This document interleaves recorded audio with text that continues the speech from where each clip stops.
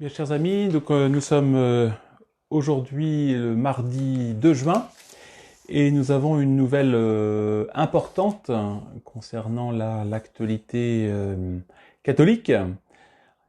En effet, Monseigneur Vigano a publié donc une lettre, une réponse à une lettre qui nous semble tout à fait intéressante et que nous avons publiée sur le site Reconquista.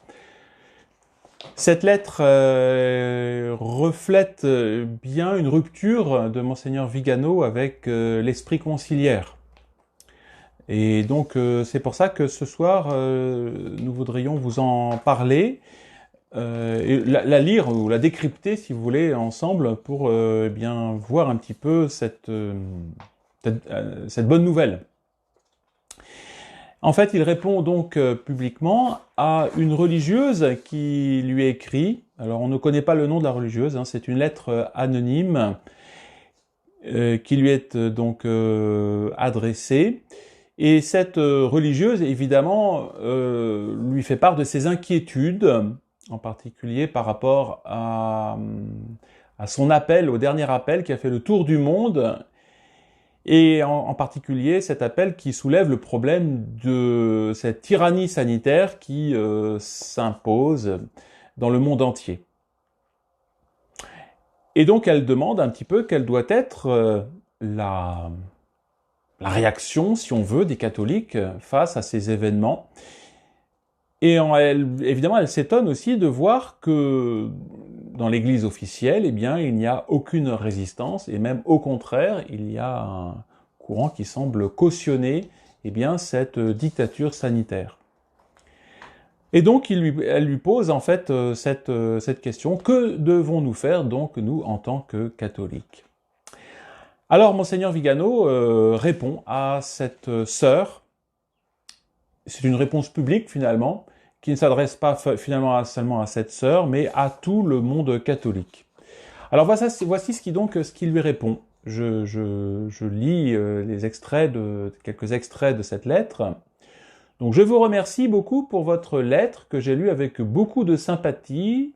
Je partage pleinement votre vision claire et réaliste de la situation de crise actuelle qui touche l'Église et le monde.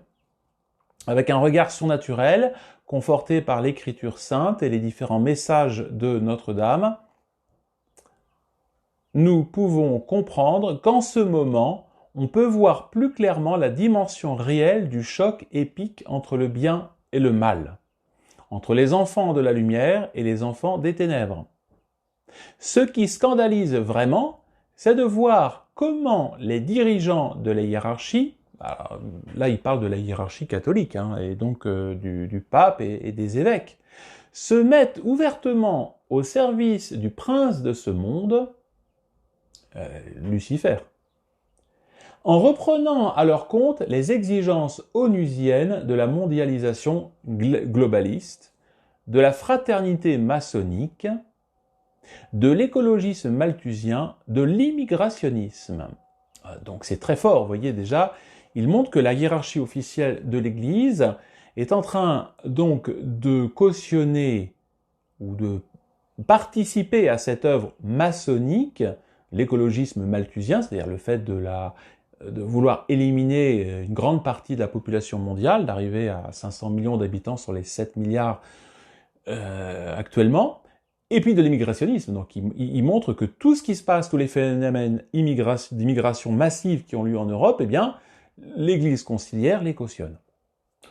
On prépare une religion mondiale unique, sans dogme et sans morale, telle que la veut la franc-maçonnerie. Donc le Monseigneur Vigano donc, montre qu'il y a un plan d'une église, la volonté d'établir une église mondiale, telle que la veut la franc-maçonnerie. Il est clair que Bergoglio et ceux qui sont derrière lui le soutiennent.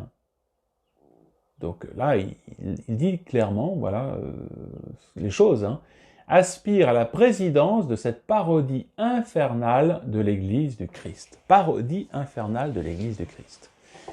On entend derrière les propos de Monseigneur Lefebvre, hein, quand il parle de cette Église conciliaire qui n'a rien à voir avec l'Église catholique. Il continue.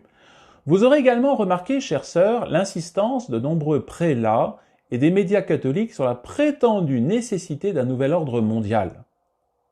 Les cardinaux et des évêques, la Civita Cattolica et Vatican News, l'Avvenire et l'Osservatore Romano en ont parlé, avec l'arrogance de ceux qui savent qu'ils peuvent dire des choses inouïes grâce à la protection dont ils bénéficient. Mais, à y regarder de plus près, elle est bien peu de choses, l'organisation des méchants, leur capacité à bouger et à agir, leur aptitude à dissimuler. Ils sont si sûrs d'avoir maintenant atteint leurs objectifs qu'avec arrogance et ostentation, ils ont ouvertement révélé leurs intentions, laissant de côté cette prudence et cette ruse qui, à d'autres moments, leur avaient permis de les tenir cachés. Si on veut, je pense que cette crise a eu l'immense mérite de révéler donc qui tire les ficelles actuellement, quelles sont les intentions finales, et l'horreur du système, tout simplement. Oui, à quoi on aboutit, vous voyez, cette tyrannie qui enferme les gens dans un système totalitaire, complètement. Donc c'est pour ça qu'il dit, ils se sentent triomphants, ces gens-là, parce qu'ils ont l'impression d'arriver